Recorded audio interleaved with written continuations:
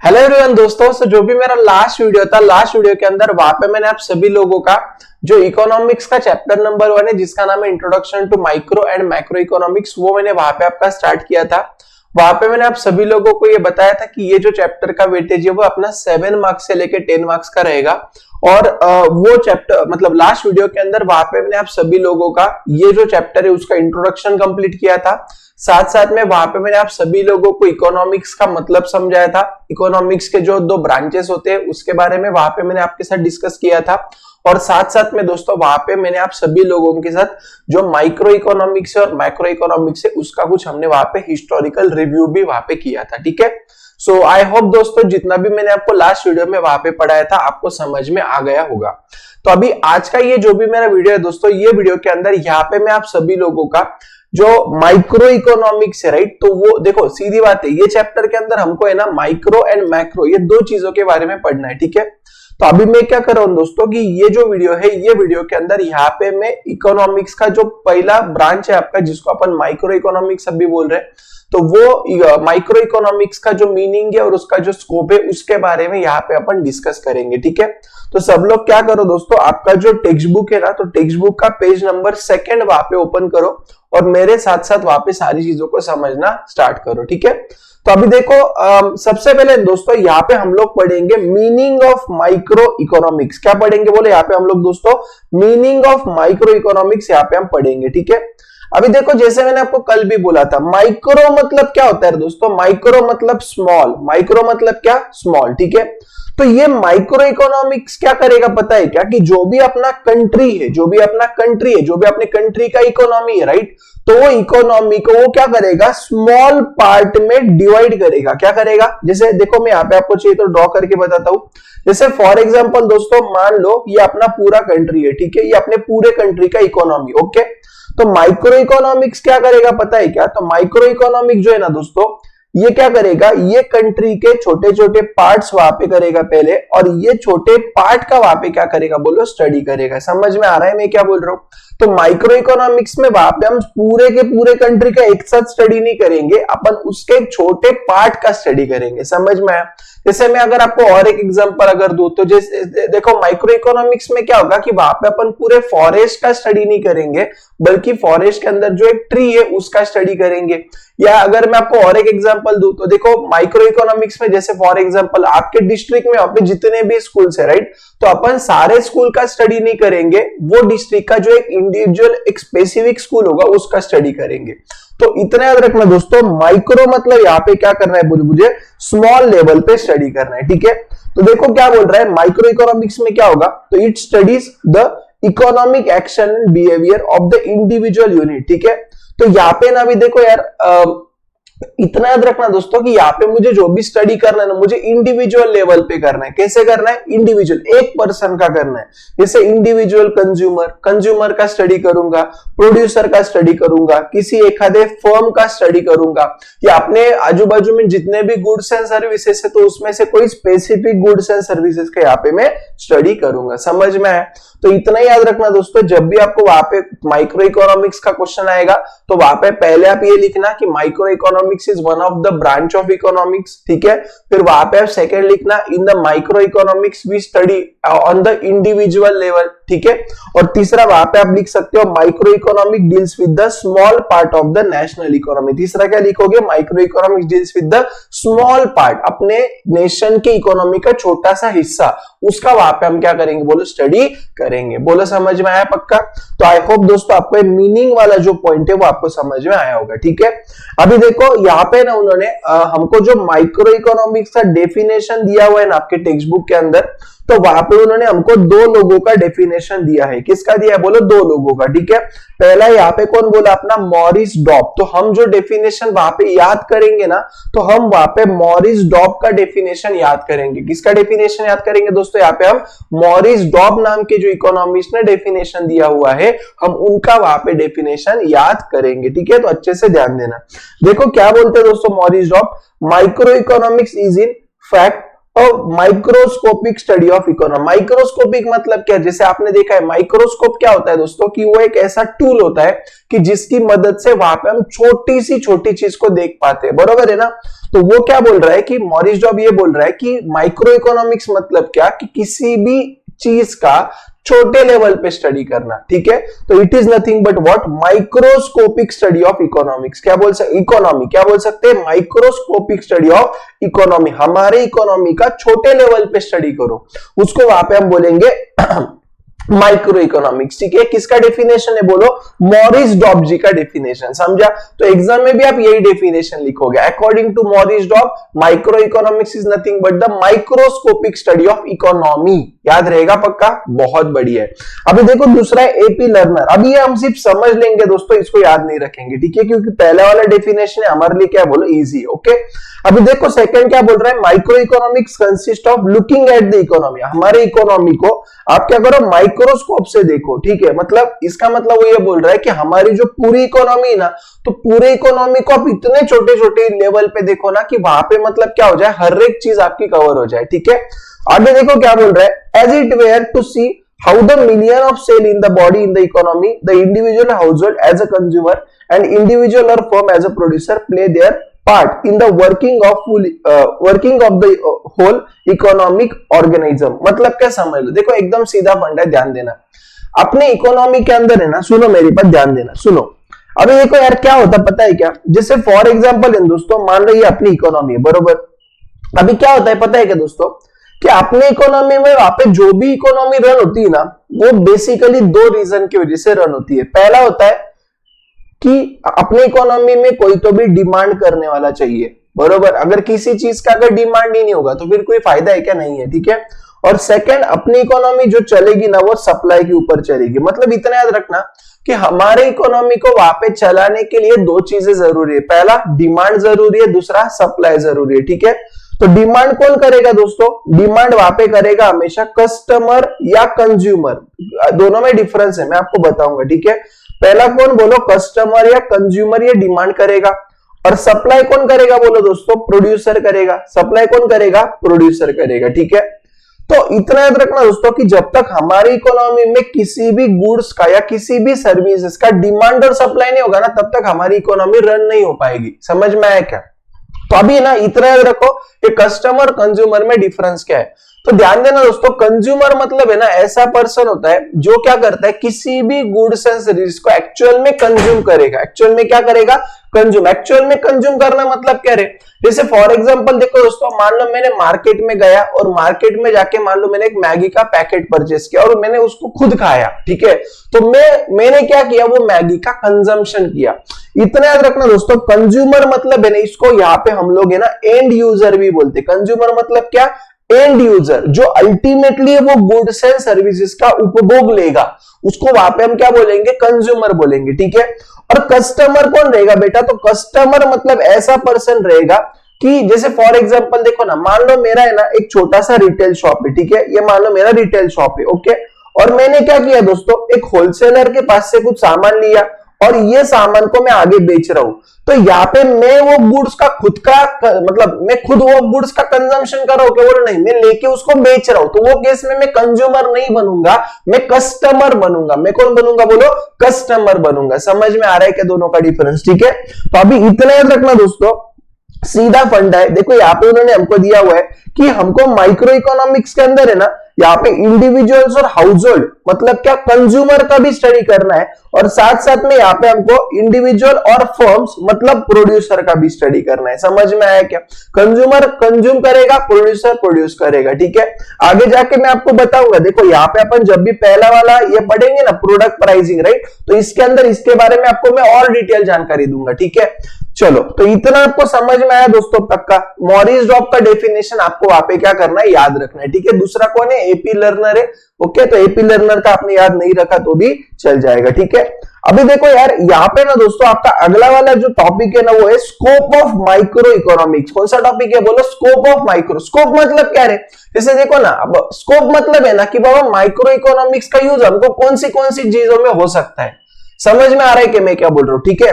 तो इतना याद रखना, जैसे आप बोलते हो ना मेरा ये करियर करके क्या स्कोप है, तो यो करियर करके आपको कहां पे फायदा होगा, वैसा ही स्कोप ऑफ माइक्रो इकोनॉमिक्स मतलब क्या कि माइक्रो इकोनॉमिक्स के वजह से वहां पे हम कौन से चीजों को पढ़ सकते हैं, कौन से चीजों को समझ सकते हैं, उसको बोलते हैं स्कोप ऑफ माइक्रो इकोनॉमिक्स। ठीक है, ये एक बड़ा इंपॉर्टेंट क्वेश्चन दोस्तों एग्जाम में वहां पे 4 मार्क के लिए वहां पे आता है बहुत बार। आपको क्वेश्चन इस तरीके से आएगा कि what is the meaning of micro economics and what is it's scope, ऐसा आपको वहां पे क्वेश्चन आ सकता है। ठीक है, तो ये स्कोप ऑफ माइक्रो इकोनॉमिक्स को है ना वहां पे थोड़ा सा इंपॉर्टेंट मार्क कर लेना, समझ लेना अच्छे से। ठीक है, देखो यार यहाँ पे ना दोस्तों मैं आपको कभी ऐसे नहीं बोलूंगा कि आपको थ्योरी को रटना है, नहीं बिल्कुल नहीं। ठीक है, आपको बस उसके पॉइंट्स को याद रखना पड़ेगा क्योंकि ऑब्वियसली आपका जो एग्जामिनर मतलब जो पेपर चेकर रहेगा वो तभी आपको मार्क देगा जब आपने जो सजेस्टेड आंसर में दिया वैसा लिखा होगा। ठीक है, तो हमारे जो ये मेन पॉइंट्स है ना बेटा ये तो हमको मैच करना पड़ेगा। ओके, तो इसके लिए आप क्या कर सकते हो, डेली बेसिस पे दोस्तों एक बात बोलूं मैं आपको,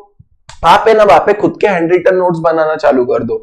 उसमें आप क्या करोगे, जैसे लिखोगे अभी, जैसे मैंने आपको अभी तक क्या पढ़ा है, इंट्रोडक्शन पढ़ाया, मीनिंग पढ़ाया, बरोबर ना, हिस्टोरिकल रिव्यू पढ़ाया, तो वहां पे ना जैसे आप लिखो ऐसा कि बाबा फॉर एग्जांपल जैसे डेफिनेशन है तो डेफिनेशन में वहां पे मॉरिस डॉब का डेफिनेशन लिख दो, एक लाइन में खत्म। ठीक है, अभी स्कोप आएगा तो स्कोप के केस में आप ये डायग्राम करो, है ना, और वहां पे क्या करने का, बस डेली आप भी सोओगे ना आप रोज, है ना, तो सोने के पहले आधा घंटा है ना आप सिर्फ क्या करो, ये डायग्राम वगैरह एक बार देख लो, समझ में आया क्या, मतलब आपको क्या हो जाएगा दोस्तों डेली। देखो सीधी बात है, जैसे 10 चैप्टर है आपको इकोनॉमिक्स में, राइट, तो मान लो कि आपने ये 4-5 दिनों में पहला चैप्टर का कर लिया, तो बस डेली ना 10-15 मिनट उसको देखने का, ऐसा अच्छा ये स्कोप में ये था, ओके ये फीचर्स में ये पॉइंट थे, समझ में आया क्या। तो ऐसा पूरे साल करोगे दोस्तों तो वहां पे आपको बहुत, मैं बोलता ना पूरा याद हो जाएगा, ट्रस्ट में, समझ में आया क्या।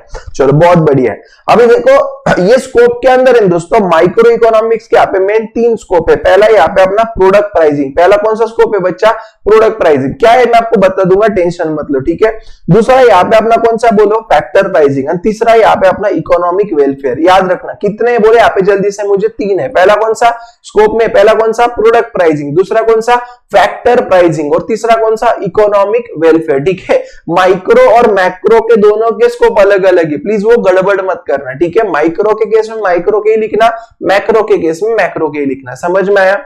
ओके, तो अभी देखो यहाँ पे पहला जो उन्होंने दिया theory of product pricing, right, तो अभी कैसा होता है समझ लो यारो, प्लीज अच्छे से ध्यान देना।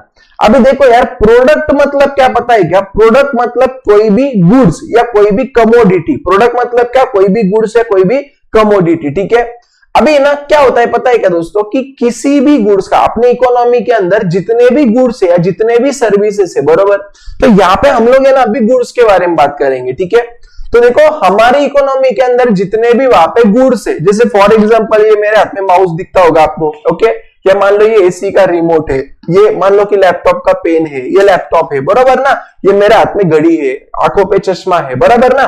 तो ये जो सारी चीजें दोस्तों, ये सारा का सारा क्या है दोस्तों वहां पे अपना, तो ये सारा कुछ वहां पे अपने गुड्स है, क्या है बोलो, गुड्स है। ठीक है, तो इतना याद रखना यार दोस्तों कि अपने इकोनॉमी के अंदर जितने भी गुड्स है ना, वो सारे गुड्स का कोई ना कोई प्राइस होना जरूरी है, बराबर है क्या नहीं बताओ, डेफिनेटली बराबर है। तो देखो ये जो प्राइस है ना, तो ये प्राइस कैसे डिटरमाइन होता है, जैसे आजकल आप देख रहे हो, देखो गोल्ड का प्राइस बढ़ रहा है, सिल्वर का प्राइस बढ़ रहा है, तो क्यों बढ़ रहा है ना, इसके पीछे कोई तो रीजन होगा। तो देखो क्या होता है दोस्तों कि अपने इकोनॉमी के अंदर आप कोई भी गुड्स उठा लो, तो वो गुड्स का क्या होता है, एक तो होता है डिमांड, क्या होता है बोलो, डिमांड होता है, और साथ साथ में उसका सप्लाई भी होता है, साथ साथ में क्या होता है, उसका सप्लाई भी होता है। कॉन्सेप्ट समझ लेना भैया, ठीक है। तो क्या होता है पता है कि ये डिमांड और सप्लाई, डिमांड और सप्लाई, डिमांड और सप्लाई होने की वजह से मार्केट के अंदर एक फोर्स क्रिएट होता है। मार्केट के अंदर क्या क्रिएट होता है, बोले एक फोर्स क्रिएट होगा, और मार्केट के अंदर ये फोर्स क्रिएट होने की वजह से ये गुड्स का एक प्राइस डिटरमाइन होगा, ये गुड्स का क्या होगा, एक प्राइस डिटरमाइन होगा। और इसी तरीके से दोस्तों किसी भी गुड्स का प्राइस वहां पे क्या होता है, बोले डिटरमाइन होता है। समझ में आया कि मैं आपको क्या बोल रहा हूं, ध्यान में। जैसे आपने देखो ना कोविड के टाइम पे देखा होगा कि जो सैनिटाइजर था उसका कीमत क्या होता, बहुत बढ़ गया था, क्यों, क्योंकि वहां पे उसका डिमांड बहुत था लेकिन उसका सप्लाई उतना नहीं था, है ना। आजकल गोल्ड का प्राइस क्यों बढ़ रहा है, डिमांड हो रहा है लेकिन सप्लाई नहीं है, लिमिटेड सप्लाई है, बराबर ना। तो आप देखो, लेकिन अगर अपन ये देखते हैं, समझो ऑक्सीजन है, राइट, जो अपने आजू बाजू में हमको फ्री ऑफ कॉस्ट मिल रहा है ना, या जो सूरज की जो रोशनी है, राइट, उसके लिए अपन कोई पेमेंट कर रहे हैं क्या, बोलो नहीं, क्योंकि सप्लाई बहुत है। समझ में आया ना, कितने भी अभी और लोग आ जाएंगे तो भी रोशनी थोड़ी ना कम होगा यार, राइट। तो कैसा होता है दोस्तों, इतना याद रखना कि मार्केट में जब भी किसी भी गुड्स का जब लिमिटेशन आ जाता है ना, तो फिर वहां पे क्या होगा, लिमिटेशन चाहिए। पहली चीज वो जो कमोडिटी है वो लिमिटेड चाहिए और उसका डिमांड ज्यादा चाहिए, तो उसका प्राइस भी बढ़ जाएगा। समझ, आपने देखा होगा दिवाली के टाइम पे देखो जो भी खाने का तेल होता है, ओके, या वो जो चीजें होती है उसका दाम बढ़ जाता है। अभी गर्मी का टाइम आया है ना, वहां पे देखो आप कूलर एसी का वगैरह प्राइस कंपैरेटिवली बढ़ जाएगा। तो इतना याद रखना कि मार्केट में कोई भी गुड्स का जो भी प्राइस डिटरमाइन होगा वो कैसे होगा, तो डिमांड एंड सप्लाई की वजह से मार्केट में फोर्स क्रिएट होगा और उसकी वजह से डिसाइड होगा, ठीक है। तो अभी वो क्या करेगा देखो, तो ये माइक्रो इकोनॉमिक्स क्या करता है ध्यान देना। तो माइक्रो इकोनॉमिक्स ये देखता है बेटा कि जो भी है मार्केट में डिमांड सप्लाई हो रहा है, तो उसके वजह से उसका प्राइस कितना होना चाहिए। जो भी प्राइस है वो प्राइस बराबर है या ज्यादा है या कम है, वो स्टडी, वो हेल्प, मतलब वो सारी चीजों को फाइंड आउट करने में वहां पे क्या करते हैं बोलो, हमको हेल्प करता है, ठीक है। और दूसरा, micro economics is concern with the demand analysis, मतलब किसके बारे में स्टडी करेगा दोस्तों, कंज्यूमर के। कैसे, मैं आपको बताता हूं, ध्यान देना। मुझे एक बात बताओ दोस्तों, जब भी किसी भी गुड्स का प्राइस ये बढ़ जाता है, जैसे मान लो आप रेडबुल अगर पीते होंगे, राइट, रेडबुल जो एनर्जी ड्रिंक आता है ना, वो अभी मान लो कि कुछ महीनों पहले वो रेडबुल का कीमत कुछ 90-100 रुपए था, बरोबर। अभी मान लो वो रेडबुल का कीमत मैंने अभी जस्ट चेक किया था, कुछ 140 के आसपास चल रहा था, ठीक है। तो जब 90 रुपए था तब अपन ले मतलब तभी मान लो कि मैक्सिमम लोग लेते रहेंगे, लेकिन जब भी उसका प्राइस बढ़ेगा दोस्तों, तो क्या वो केस में लेंगे, क्या बोलो, नहीं लेंगे शायद, बरोबर है ना। तो कंज्यूमर क्या बिहेवियर स्टडी करना मतलब क्या, ये हमको ये बताता है कि जब भी हमारा प्राइस बढ़ेगा तो उसका डिमांड क्या होगा बेटा, कम होगा। जब भी प्राइस बढ़ेगा तो डिमांड कम होगा, और जब भी अपना प्राइस कम होगा तो डिमांड बढ़ेगा। तो ये कंज्यूमर का बिहेवियर तो है ना कि बाबा कंज्यूमर क्या कर रहा है, प्राइस बढ़ रहा है तो डिमांड नहीं कर रहा या कम डिमांड कर रहा है, और अगर प्राइस कम हो रहा है तो डिमांड ज्यादा कर रहा है। तो ये सारी चीजें ना हमको यहाँ पे माइक्रो इकोनॉमिक्स में स्टडी करना पड़ेगा, ठीक है। और दूसरा क्या बोल रहा है, इंडिविजुअल प्रोड्यूसर बिहेवियर। तो प्रोड्यूसर, सीधी बात है, प्रोड्यूसर मतलब कौन रहेगा, एकदम सिंपल है, कमेंट में बताओ। प्रोड्यूसर मतलब ऐसा पर्सन जो किसी भी गुड्स या सर्विसेज को वहां पे प्रोड्यूस करेगा, आपके लिए बनाएगा, ठीक है। तो अभी मुझे एक बात बोलो, आप मान लो प्रोड्यूसर हो, आप मान लो कोई बिजनेसमैन हो, ठीक है। तो आप किसी भी चीज को मार्केट में कब बेचोगे, आप ऑब्वियसली तभी बेचोगे ना जब आपको ज्यादा कीमत मिलेगा, है ना। कोई जैसे देखो ना, मान लो कि आप वहां पे जैसे फार्मर हो, राइट, और मान लो आप वहां पे अनियन का क्या कर रहे हो बोलो, वहां पे प्रोडक्शन कर रहे हो, वहां पे आप बना रहे हो, ओके। तो जब भी आप ओनियन बनाओगे दोस्तों, तो आप मार्केट में जब ज्यादा दाम मिलेगा तब बेचना पसंद करोगे या कम दाम मिलेगा तब बेचना, ऑब्वियसली ज्यादा दाम मिलेगा। तो यहाँ पे क्या हो रहा है दोस्तों कि कोई भी प्रोड्यूसर, उसके पास जितने भी गुड्स है वो गुड्स को तभी बेच रहा है जब मार्केट में प्राइस ज्यादा है। समझ में आया क्या, अगर कम रहेगा तो शायद नहीं बेचेगा, ओके।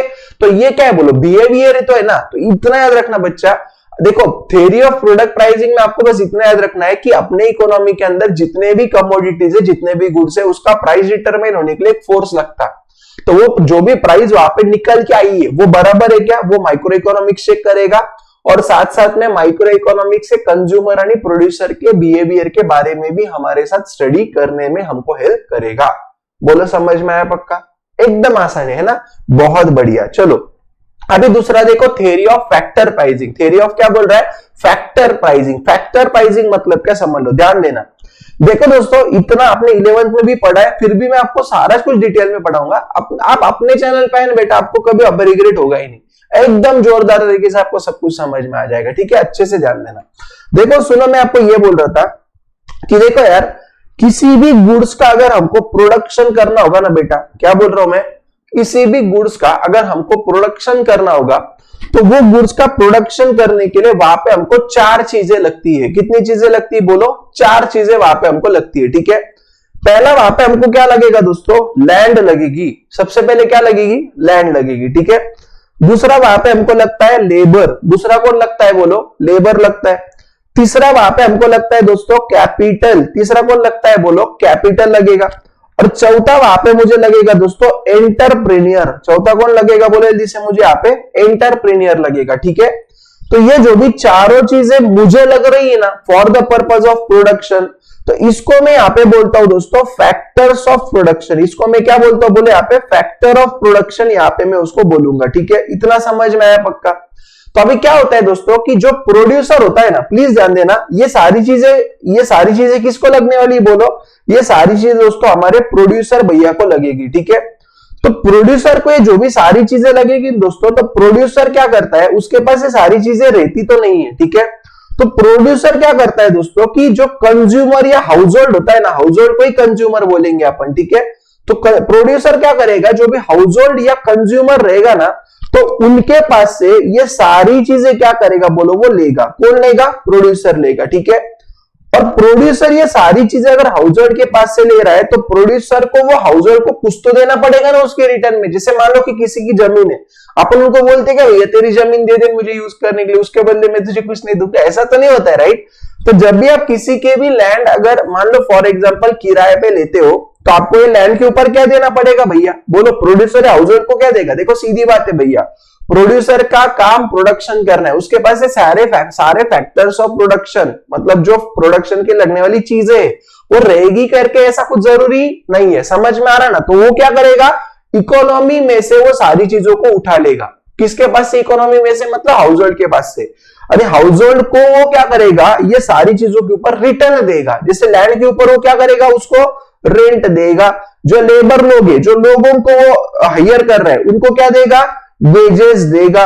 कैपिटल के ऊपर क्या देगा, इंटरेस्ट देगा। जो कैपिटल मतलब जैसे लोन वगैरह लेगा, बराबर ना, पैसा तो लगेगा ना प्रोडक्शन रॉ मटेरियल के लिए, राइट। और एंटरप्रेन्योर खुद क्या करेगा, थोड़ा बहुत प्रॉफिट कमाएगा। समझ में आया क्या। तो ये जो भी अपने फैक्टर्स ऑफ प्रोडक्शन है ना दोस्तों, ये फैक्टर ऑफ प्रोडक्शन के ऊपर मुझे यहाँ पे कुछ क्या करना है बोलो, उनको रिटर्न देना है। कुछ क्या करना है बोलो, यहाँ पे मुझे उनको रिटर्न देना है। तो ये जो रिटर्न है ना, इसको मैं यहाँ पे बोलता फैक्टर पेमेंट। क्या बोलता बच्चा, इसको मैं बोले जैसे फैक्टर पेमेंट बोलता। समझ में आया क्या, ध्यान में आ रहा है ना मैं आपको क्या बोल रहा हूं, राइट। तो इतना याद रखना बेटा कि माइक्रो इकोनॉमिक्स क्या करेगा, ये जो भी हमारे फैक्टर ऑफ प्रोडक्शन है ना, तो ये फैक्टर ऑफ प्रोडक्शन के ऊपर जो भी यहाँ पे हमको पेमेंट करना है, ओके, जो हमको फैक्टर पेमेंट समझा क्या। देखो यहाँ पे आपके नोट टेक्स्ट बुक के अंदर उन्होंने यहाँ पे सिर्फ हमको दिया हुआ है, देखो इन माइक्रो इकोनॉमिक्स, यहाँ पे अगर आप देखोगे तो determining factor rewards, factor rewards मतलब ही फैक्टर पेमेंट। तो फैक्टर पेमेंट क्या होता है वो समझाने के लिए मैंने आपको ये पूरा रामायण सुना है। ध्यान में आ रहा है मैं आपको क्या बोल रहा हूँ, ये जो पूरा बैकग्राउंड जो मैंने आपको दिया ना दोस्तों, वो इसके लिए दिया कि बाबा आपको ये चीज समझ में है। फैक्टर पेमेंट मतलब ही फैक्टर रिवॉर्ड। रिवॉर्ड मतलब क्या कि जब भी अपन सामने वाले को कुछ दे रहे, जैसे मैं लैंड दे रहा हूं, तो उसके बदले में मुझे क्या मिल रहा है। तो reward is nothing but what, उसके रिटर्न में मुझे क्या मिल रहा है। समझ में आया क्या। तो ये रेंट, वेजेस, इंटरेस्ट और प्रॉफिट ये कितना होना चाहिए, ओके, ये लैंड के ऊपर मैंने कितना रेंट देना चाहिए, तो ये कुछ तो अमाउंट वहां पे फिक्स होना चाहिए ना। तो ये फिक्सिंग का काम कौन करेगा, माइक्रो इकोनॉमिक्स करेगा। समझ में आ रहा है क्या। माइक्रो इकोनॉमिक्स हमको ये बताएगा कि भैया अगर आप यहाँ ये जगह पे इतनी जमीन ले रहे हो, तो इसके बदले में आपने कितना रेंट उसको देना चाहिए। तो ये प्राइस को डिटरमाइन करने का जो काम करेगा वो करेगा माइक्रो इकोनॉमिक्स। समझा क्या। तो ये थ्योरी ऑफ फैक्टर प्राइसिंग के अंदर उन्होंने वही लिखा हुआ है। अगर चाहिए तो आपको पढ़ के बता देता हूं। देखो in microeconomics land, labour, capital enter are the factors, बराबर, जो प्रोडक्शन प्रोसेस में हमको लगेगा। Micro economy helps in determining factor reward, बोले तो factor payment for land, labour, तो उसके बदले में क्या आएगा, rent, wages, interest and profit. बोलो समझ में आया क्या। अरे बहुत आसान है भैया इकोनॉमिक्स, बिल्कुल टफ नहीं है, ठीक है। अगर समझ के पढ़ोगे ना तो जिंदगी में बहुत आगे जाओगे। अगर रट्टा मारोगे भैया, बिना समझ के पढ़ने की कोशिश करोगे, आपको सिलेबस बहुत डेंजर लगने लगेगा। और आपको एक बात बोलूं दोस्तों मैं, अगर आपको लगता है ना कि आपको ये सारे सब्जेक्ट बहुत आसान तरीके से याद रहने चाहिए, तो पहले उसको समझना चालू करो। पढ़ने का जो तरीका है ना भैया, उसको चेंज करो। मुझे खुद 12th स्टैंडर्ड में इकोनॉमिक्स में 45 मार्क्स ही थे सिर्फ, ठीक है। लेकिन जब मैंने जिनको पढ़ाया, उनको समझा के सारी चीजें बताई, उनको 100 आउट ऑफ 100 मार्क्स भी इकोनॉमिक्स में बताओ, है ना। तो मैं आपको इतना ही बोलूंगा भैया, जब भी मैंने सीएस का भी किया हुआ है ना, तो मैंने वहां पे देखा यार कि वहां पे आप देखोगे कि मैक्सिमम सारी चीजें तो थ्योरी वाली चीज है, बरोबर ना। कंपनी सेक्रेटरी कोर्स में, इनफैक्ट सीए में भी वही सारी चीजें थ्योरी है बहुत सारा, राइट। तो वहां पे क्या होता है दोस्तों, वैसे ही आप 12th में ना सारी चीजें याद नहीं रख सकते हो। समझ में, अभी आपको समझ के आगे जाना पड़ेगा। सब कुछ याद रखने को क्या गोदाम थोड़ी ना है भैया अपना दिमाग, मतलब, राइट। समझ में आया? तो समझ लोगे ना तो आपको याद हो जाएगा, लेकिन याद करोगे बिना समझे तो कभी याद नहीं होगा। ध्यान में आ रहा है मैं आपको क्या बोल रहा हूं? तो सब्जेक्ट को समझो, एसपी, ओसीएम, इकोनॉमिक, जो भी आपके थ्योरी सब्जेक्ट है ना, प्लीज उसको रटना मत यार। कंसेप्ट समझा ना तो ही ठीक है, नहीं समझा ना तो वो कंसेप्ट समझने तक वहां पे रुको, एक बार समझ लो फिर आगे चले जाओ। ध्यान में आ रहा है क्या मैं क्या बोल रहा हूं? ठीक है, चलो आगे जाता हूं, ध्यान देना। आगे यहाँ पे देखो अपना थ्योरी ऑफ इकोनॉमिक वेलफेयर। तो देखो कैसा होता है, ध्यान देना यार। वेल्फ इकोनॉमिक मतलब क्या दोस्तों? इन मॉनेटरी टर्म्स। इकोनॉमिक मतलब क्या? इन मॉनेटरी टर्म्स में वहां पे हमको वेलफेयर मतलब क्या? सबका क्या करना है? बोलो भला करना है। ठीक है, वेलफेयर मतलब क्या? भला करना, इतना याद रखना। अभी देखो कैसा होगा पता है क्या? जैसे आप सभी लोगों को भी पता है दोस्तों कि अपने पास जो रिसोर्सेस होते हैं बच्चा, अपने पास जो रिसोर्सेस मतलब जैसे पैसा है, जो भी जैसे देखो यार, पाव भाजी अगर मुझे बनानी है तो उसके लिए मुझे क्या लगेगा? पोटैटो लगेगा, टमाटर लगेगा, शिमला मिर्च लगेगी, प्याज लगेगा, XYZ और कुछ लगेगा। ठीक है, तो ये जो चीजें बात है, अगर मैं सब कुछ बताऊंगा मेरी सीक्रेट रेसिपी यहाँ पे रिवील हो जाएगी ना। सुन मेरी बात, ठीक है? तो देखो हमको जैसे पाव भाजी बनाने के लिए जो भी चीजें लगती है हमारे रिसोर्स हुए, बराबर ना? तो उसी तरीके से अपने पास जो भी चीजें है वो लिमिटेड होती है, कोई भी आप पकड़ लो। ठीक है, तो वो क्या बोल रहा है कि इकोनॉमिक वेलफेयर कब होगा पता है क्या? कि जब आपके पास जो भी लिमिटेड रिसोर्स है, अगर वो लिमिटेड रिसोर्स का आप कुछ इस तरीके से एलोकेशन अगर करते हो कि जिसके वजह से वहां पे आपको मैक्सिमम बेनिफिट मिलेगा, वहां पे आपको मैक्सिमम रिजल्ट मिलेगा, मैक्सिमम सेटिस्फेक्शन होगा। जैसे मान लो फॉर एग्जांपल मेरे पास 100 रुपए है और मुझे बहुत भूख लगी है। ठीक है, तो 100 रुपए है तो मेरे पास क्या ऑप्शन है? मैं अगर डायरेक्टली मान लो जाके अगर कोई हाई फाई रेस्टोरेंट में जाके अगर मान लो वहां पे मैं कोई कॉफी पी लूं, है ना, तो उसमें मेरा पेट भरेगा क्या? इनफैक्ट वहां पे 100 से बहुत ज्यादा पैसा लगेगा। लेकिन मान लो अगर वो 100 रुपए में अगर मैं कोई छोटी जगह पे अगर जाता और वहां पे जैसे राइस प्लेट अगर मिलता है कुछ 50-100 रुपया का, 60 रुपया का, अगर मैं वो खा लेता हूं तो वहां पे मेरे पास जितने रिसोर्सेस है, क्या वो रिसोर्सेस का मैंने ऑप्टिमम यूटिलाइजेशन किया? क्या किया? ये केस में अगर मैं राइस प्लेट खाऊंगा तो वहां पे मुझे बेनिफिट भी मिलेगा, मेरा जो पर्पज है वो भी सॉल्व होगा और मेरे पास कुछ पैसा भी बचेगा। तो माइक्रो इकोनॉमिक्स क्या बोलता है भैया कि किसी भी लोगों का इकोनॉमिक वेलफेयर तभी होगा जब वहां पे उनके पास जितने भी रिसोर्सेस है वो रिसोर्सेस पहले प्रॉपरली क्या हो जाए? एलोकेट हो जाए, जिसको जितनी जरूरत है उतने रिसोर्सेस चले जाए। ठीक है, और देखो efficiency in allocation of resources attain, ये कब होगा? जब सामने वाले को मैक्सिमम सेटिस्फेक्शन मिलेगा। जब सामने वाले को मैक्सिमम क्या मिलेगा? ज्यादा सेटिस्फेक्शन मिलना मतलब कि यहाँ पे हम क्या कर रहे हैं? बोलो रिसोर्सेज को प्रॉपरली एलोकेट कर रहे हैं। समझ में आ रहा है ना मैं आपको क्या बोल रहा हूं? ठीक है, तो अभी देखो ये इकोनॉमिक एफिशिएंसी जो है ना बेटा, देखो यहाँ पे अपना स्कोप का डायग्राम देखो एक बार। ठीक है, अभी मैंने आपको स्टार्टिंग में प्रोडक्ट प्राइसिंग पढ़ाया था, याद है ना आपको? कमोडिटी का फोर्स वाली चीजें मैंने आपको बताई थी, फैक्टर प्राइसिंग ये भी मैंने आपको पढ़ा दिया। अभी अपन तीसरा स्कोप पढ़ रहे हैं, ये इकोनॉमिक वेलफेयर वाला। तो इकोनॉमिक वेलफेयर मतलब मैंने आपको बता दिया कि वहां पे क्या करो, जितने भी आपके पास लिमिटेड रिसोर्सेस है उसको आप कुछ इस तरीके से डिस्ट्रीब्यूट करो जिसके वजह से लोगों को मैक्सिमम सेटिस्फेक्शन मिले, बस दैट्स इट। ठीक है, और ये जो इकोनॉमिक वेलफेयर है, जो एफिशिएंसी है, ये इसके अंदर यहाँ पे 3 पॉइंट है। तो पहला कौन सा पॉइंट है? Efficiency in production. पहला कौन सा पॉइंट है बच्चा? Efficiency in production. दूसरा कौन सा पॉइंट है? Efficiency in consumption. और तीसरा यहाँ पे क्या है? बोलो ओवरऑल इकोनॉमिक एफिशिएंसी। तीसरा कौन सा है? बोलो ओवरऑल इकोनॉमिक एफिशिएंसी। समझ में आया क्या?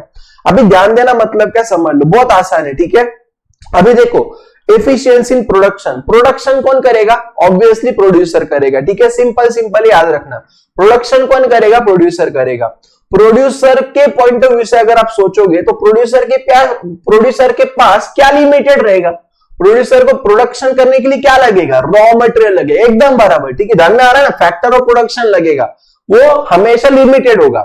तो प्रोड्यूसर को कोई भी चीजों में वहां पे उसको मतलब जैसे वेलफेयर कब होगा प्रोड्यूसर का? तो वो तब होगा उसके पास जितने भी वहां पे रॉ मटेरियल है, वो रॉ मटेरियल में से मैक्सिमम कैसे प्रोडक्शन करे, मैक्सिमम कैसे गुड्स एंड सर्विसेज प्रोड्यूस करे।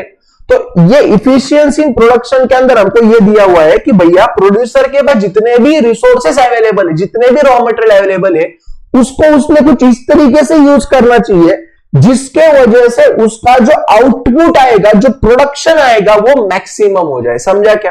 तो देखो क्या बोल रहे, efficiency in production means producing maximum possible amount of good, जितना अपने पास है उसमें से जितना ज्यादा से ज्यादा हो सकता है उतना बनाओ from the given amount of resources. बोलो समझ में आया क्या? तो अगर उसके पास जितने गुड्स है, अगर उसमें से मैक्सिमम गुड्स या सर्विसेज का प्रोडक्शन वहां पे कर लेता है तो वहां पे उसका क्या इफिशियंसी इन प्रोडक्शन वहां पे अचीव हो गया। बोलो समझ में आया पक्का? है आप मुझे कमेंट में पक्का बताओ, आपको जेब तो रहा है ना बाबा मैं जो पढ़ा रहा हूं, समझ में तो आ रहा है ना? क्योंकि अपना कैसा है भैया, अपन डिटेल में पढ़ाते, ऊपर ऊपर अपने को नहीं जमता है पढ़ाना, ठीक है? तो समझ में तो आ रहा है ना? कमेंट करो, मतलब मुझे भी ध्यान में आएगा, ठीक है? ओके, आगे जाओ पक्का। चलो अभी देखो एफिशिएंसी इन कंजम्पशन पढ़ते, ध्यान देना। देखो बेटा मुझे एक बात बताओ, कंजम्पशन कौन करेगा? पहली बात, कंजम्पशन करेगा बेटा कंज्यूमर। अभी कस्टमर मत बोलना, पकड़ के मारूंगा, ठीक है? ओके, कस्टमर यानी कंज्यूमर में डिफरेंस होता है बच्चा, समझ में आया क्या? तो अभी क्या होगा देखो कि यहाँ पे क्या करना है पता है क्या? ऊपर जो प्रोड्यूसर ने, यहाँ पे जो प्रोड्यूसर ने, देखो ना यहाँ पे ये केस में जो प्रोड्यूसर ने वहां पे गुड्स को प्रोड्यूस किया, बराबर?